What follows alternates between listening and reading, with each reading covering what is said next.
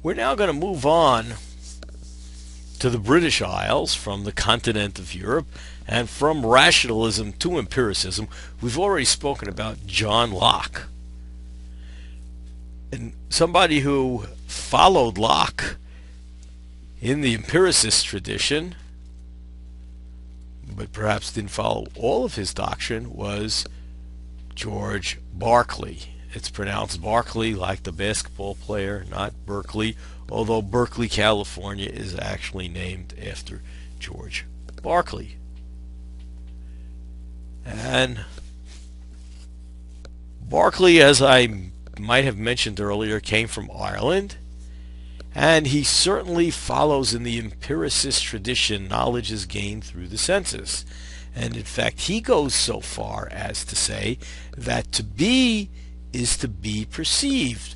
Earlier on, when we were talking about some of the problems of philosophy, we might have mentioned that if you think about what the scientists tell us about the physical world, and I think we were talking about this when we were talking about the mind-body problem, scientists tell us, about atoms, about electrons, neutrons, things that we really don't see and never have seen, but they're theoretical entities, and some people take them as being literally true. Well, what Berkeley used to look at things and say, we look at a table, let's say it's a wooden table, brown tabletop.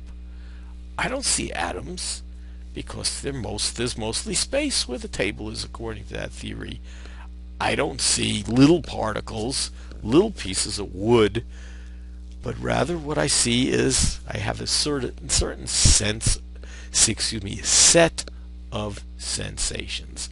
I see brownness, I see the rectangular shape, I bang on it, I feel the hardness.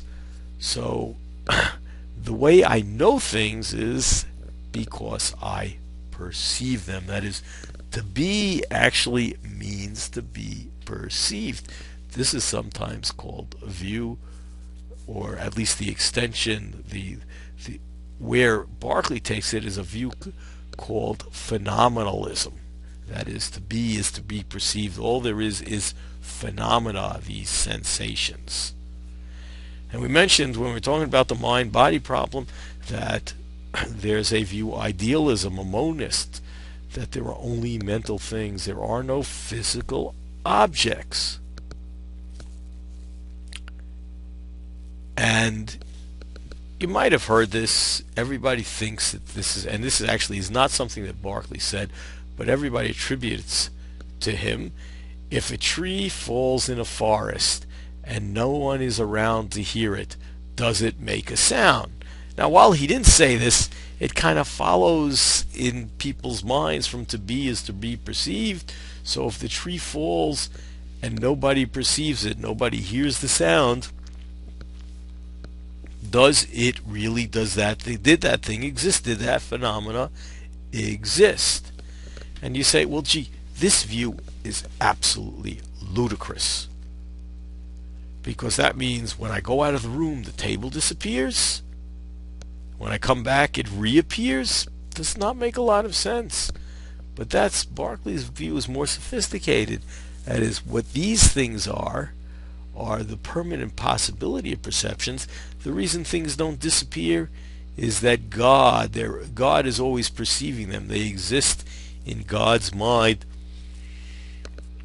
And somehow we share them with God. So there really aren't these physical objects out there, according to Berkeley. Interesting kind of view of metaphysics, the nature of the world. Interesting view about knowledge, because it gets around the problem of how do we get past our experiences. But we'll be spending a little bit more time when we get to epistemology about that particular problem.